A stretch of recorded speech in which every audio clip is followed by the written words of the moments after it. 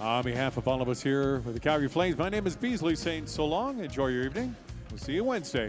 Now down to Brandon Parker and Cory Sarich for tonight's Flames TV live post-game show presented by Original 16. You can look for new limited edition 15 packs of Original 16 Canadian Pale Ale. Each pack includes a mix of collectible cans for the ultimate Flames fan to proudly display. Original 16, official beer sponsor of the Calgary Flames.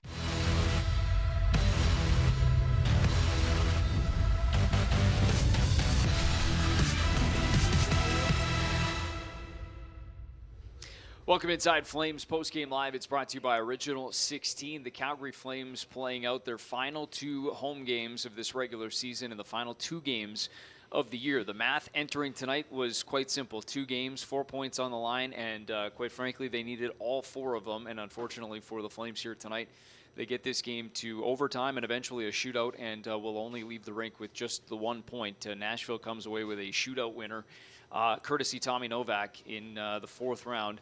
And the final score here tonight, 3-2, the Nashville Predators win. They keep their season alive. We knew kind of about midway through, or at least during the early part of this hockey game tonight with Winnipeg's win, one team was going to be eliminated tonight, whoever lost this game, and unfortunately it's the Calgary Flames. What do you take away from tonight? Well, it wasn't the start that they were looking for, but again, the Flames showed great resilience. And I mean, that's not really going to matter a lot at this point, but they did. They scrapped. They fought from behind twice in this game. I really like their effort in trying to close it out at the end of the 3rd period. They were trying for this thing not to get to overtime. There was desperation in their game. They threw everything at Saros. There was a couple of saves he made on tips, a couple of saves point blank. And unfortunately, these single points that have eluded the Calgary Flames all season, it turns out to be, again, the determining factor. Yeah, disappointing, and to your point, wow, what a momentum-wise in the 3rd period they pushed and had some really good opportunities. UC Saros ends up facing over 40 shots, I think makes 43 saves, and then a couple of huge ones in the shootout, as we know. Maybe let's go through the highlights of this hockey game and kind of start right from the outset. As you mentioned, the start maybe not exactly the way you wanted to play out, but I guess the good news was the fact that they were only down 1-0 after 1 despite that. Yeah, and I know we start with a Markstrom blunder here, but he was really, really good for this team tonight. Made a lot of great saves, held his team in it, allowed them to get their bearings after the 1st period. Didn't make the best decision here. He probably, after the mishandle, should have headed back to the crease, but again, he was rock solid for this team and he gave them every chance to win. So Nashville had the 1-0 lead after 1, but then in the 2nd period, right as the penalty, their penalty expires, Troy Stecher finds a perfect seam and a perfect shot.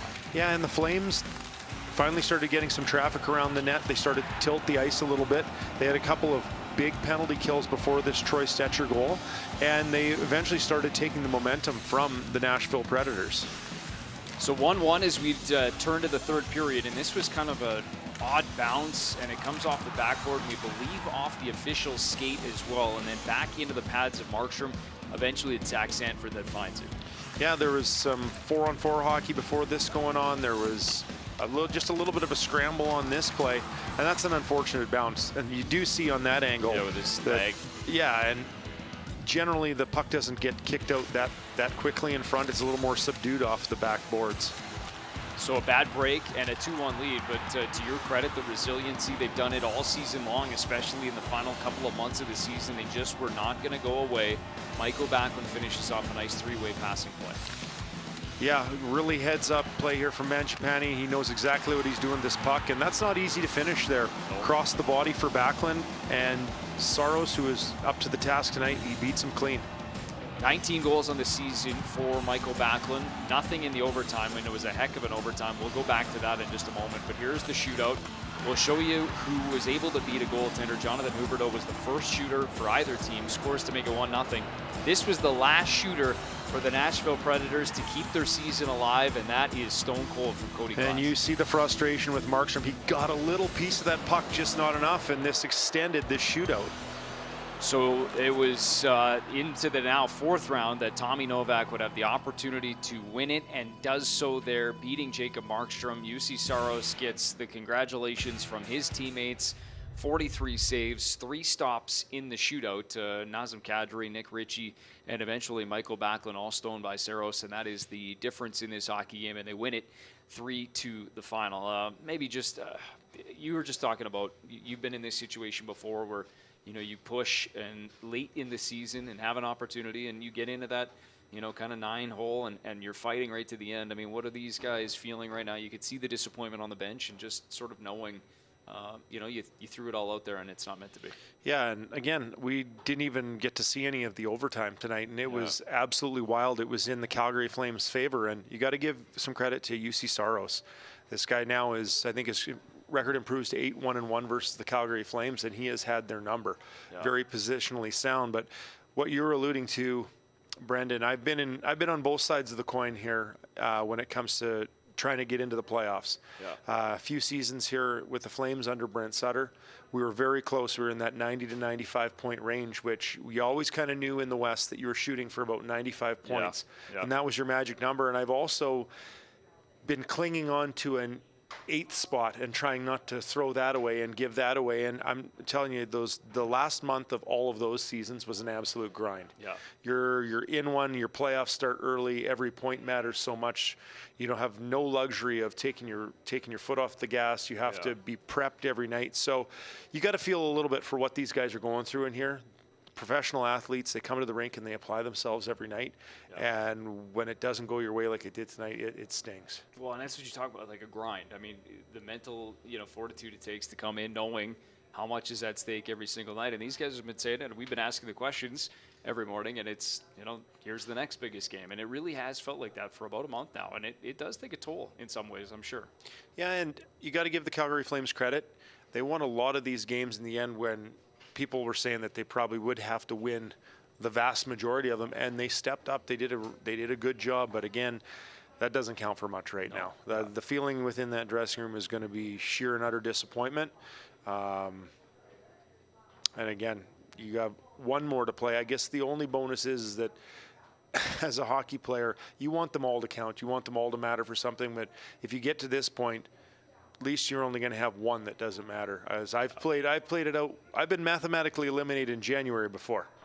Come on, January. With the Tampa Bay Lightning, that was no fun. That's a long few months there to finish out. That's a grind. Yeah. It's to your point. I mean, Daryl Sutter said that there was a point here, about a month ago. Make sure every game's meaningful down the stretch, and they very much have been. And obviously, game 82 will not have that same desire to it. We'll get to Daryl Sutter in just one moment. But as you were alluding to, let's just circle back to that overtime, because the last two, the one in Vancouver was sensational, end-to-end, back-and-forth action. And very similar to tonight in terms of the looks, the grade A chances both ways. And those are the kind of overtimes when 3-on-3 kind of first came in. That's kind of what we got used to every night. And now it's become so much possession. But just sort of a sampling a little bit of what we saw in this overtime session here tonight and the opportunities the Flames did have at Nashville for their part. But to end this in the 3-on-3 portion. Yeah, and you just wonder the reason for the chaotic last couple of overtimes is due to the fact of how much is on the line and the desperation that the Calgary Flames were showing. They were pressing, like we said, this overtime almost started with 5 minutes left to go in the third period. Yep, sure did. Yeah. But some incredible saves by both goalies in this one, and some chances that, some of the Flames will be. That one right there. That one right there. He'll be seeing that empty cage. He'll be seeing that for the next little while, kind of reviewing and going over this one. Puck slides to Foley, grade A chance, just doesn't get a lot of wood on that thing. And you know what? Give some credit. Nashville had some sticks in some pretty important lanes there. Ryan McDonough, that was the second one of that overtime session for Uyghur, and somehow gets the shaft of his stick on it. And so, alas, not meant to be here tonight for the Calgary Flames. 3-2 the final. Nashville wins it eventually in the shootout. As we hear some reaction post-game, let's hear from the head coach of the Calgary Flames. He's now in the Ed Whalen Media Lounge. Let's hear from head coach Daryl Sutter now. How do you see this one shape up? Oh, it's too bad. We deserved better. Had all the really good chances in overtime. Fight back in the third, tie it. Tough. We hadn't seen Nick Ritchie in a shootout situation for you guys. What was the thinking using him? He scored on him in a shootout before. You pretty much, I think, just watch. You probably got to go somewhere glove on him, other than unless you're somebody like Johnny that can do lots of different things. And I guess choosing him over, say, Toffoli or Mangiapane, I guess that's just Not much difference. If you do the percentages or odds, it's, you know what, you're going on practice and going on guys that have scored against them prior. It's not the point, really. It's had no bearing on the game. Difference is those great chances in overtime. 3-2 game. It's like a playoff game, right? Now that you've missed the playoffs, when you look back at this season, what? I don't think Eric would do that yet, right? Not yet. Yeah, I mean, we got another game to win here. Daryl, I know it's excuse me, I know it's fresh, but on a night like this where the playoff hope ends, what are those nights like for a coach and the group? Well, we want to make the playoffs, right? That's what you coach for.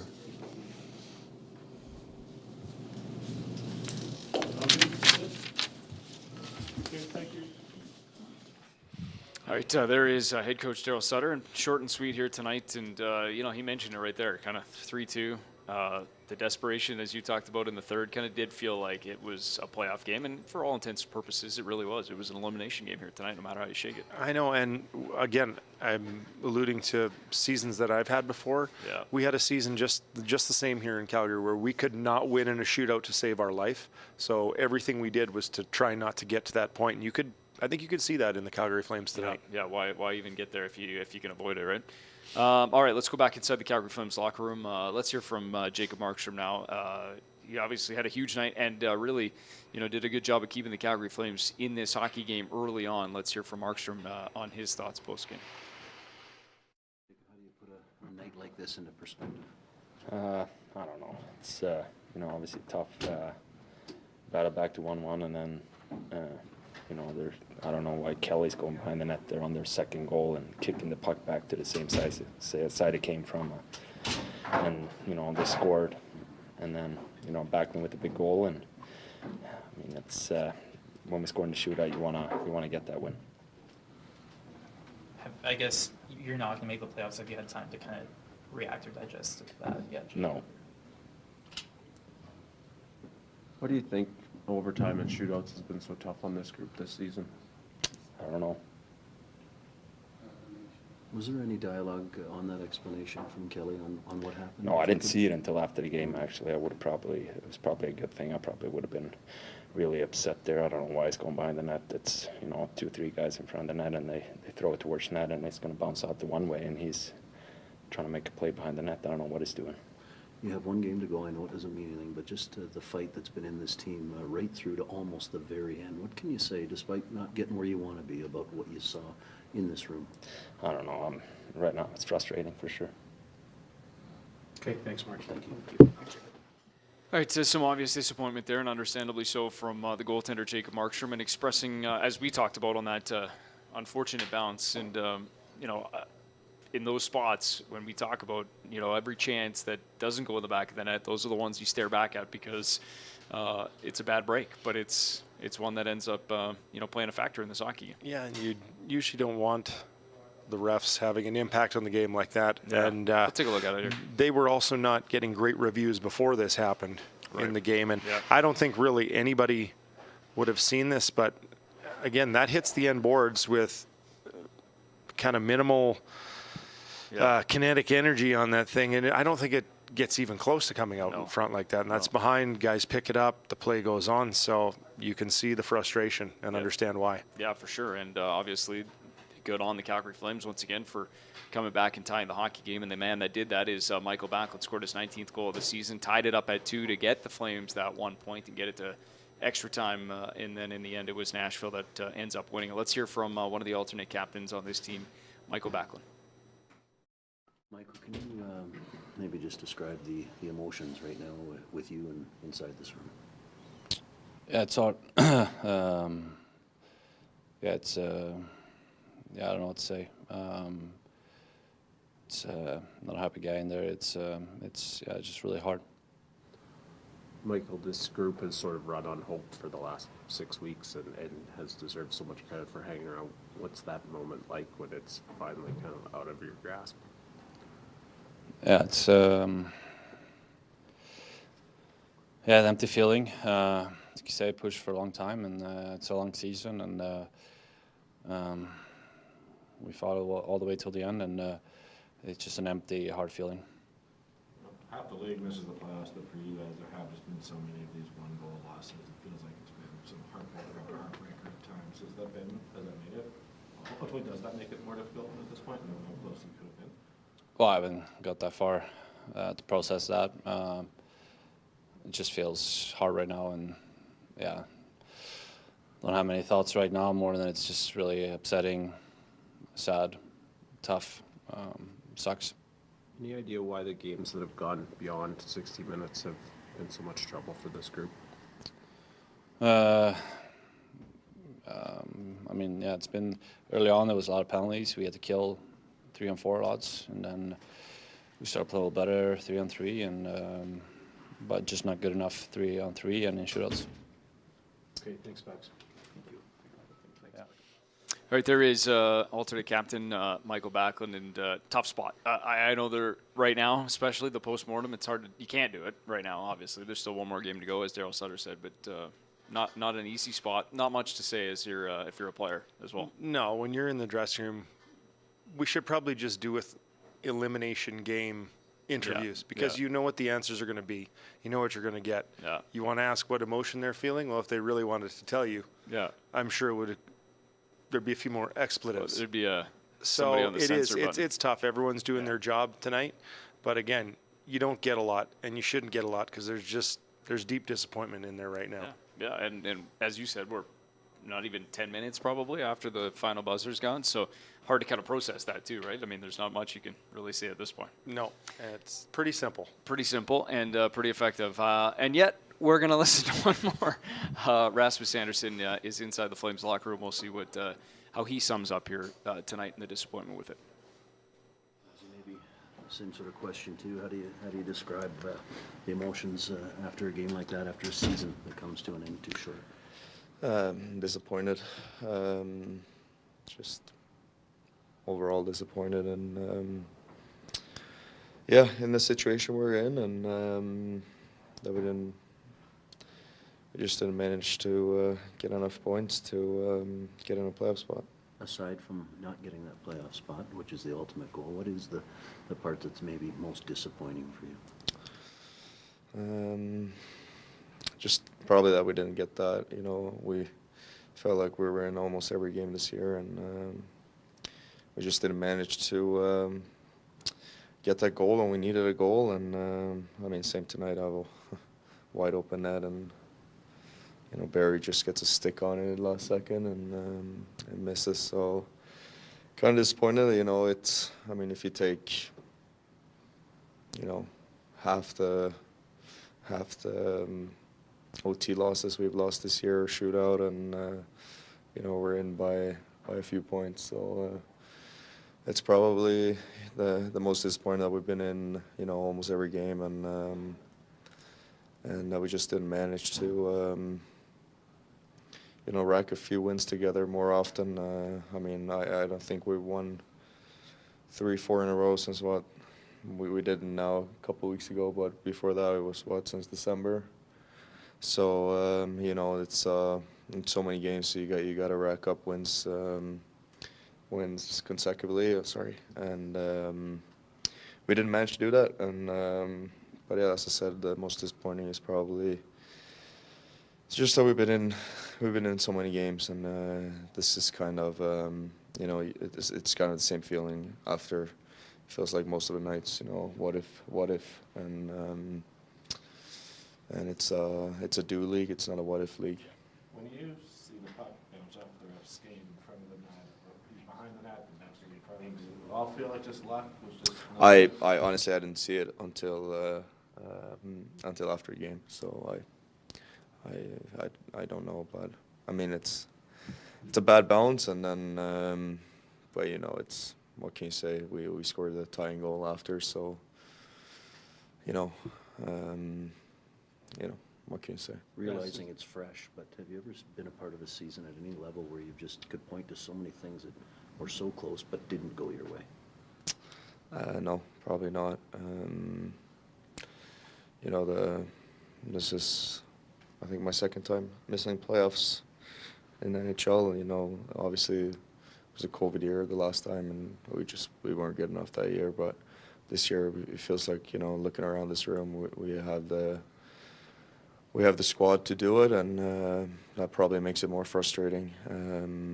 Just that we didn't do it, and you know, being in so many games and not coming out on the winning side of those, that's probably the one thing that's the most frustrating for sure. Raz, when you guys run on hope for as long as you did, and then it ends suddenly in the shootout, like, is there almost a sense of sort of shock mixed in with it? I mean, it's still so fresh. I think coming home tonight and waking up tomorrow, you're gonna realize what an opportunity we missed, and you know, and now it's, you know, you can hardly believe it, and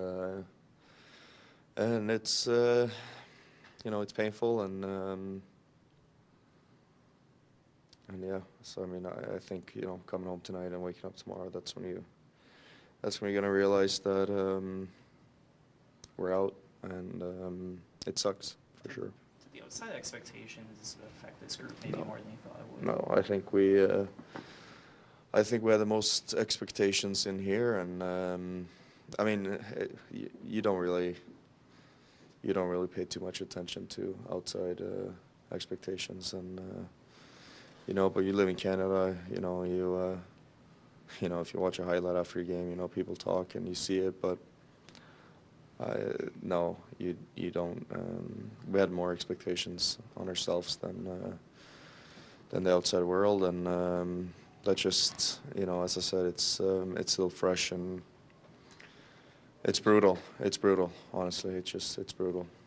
Thanks, Raz. Yeah. Thank you. Thanks, Raz.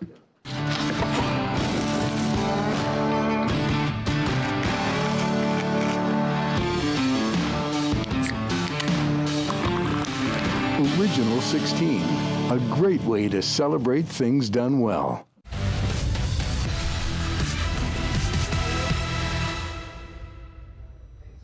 Some really good stuff there from Rasmus Andersson under some really difficult circumstances as the Nashville Predators win 3-2 here in the penultimate game of the season for the Calgary Flames.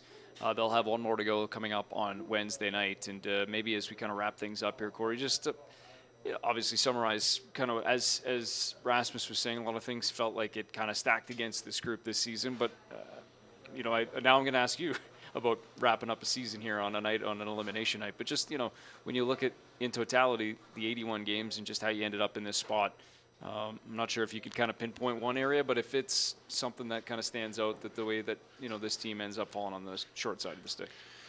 Yeah, I don't know. But again, I've talked about it a little bit before. I think obviously the glaring one that's staring us right in the face is all the lost points in overtime. But 17. Again, if you continually find yourself going overtime, then you start to do a little bit of, you kind of digress and look to what happened before that. Did we blow third period leads?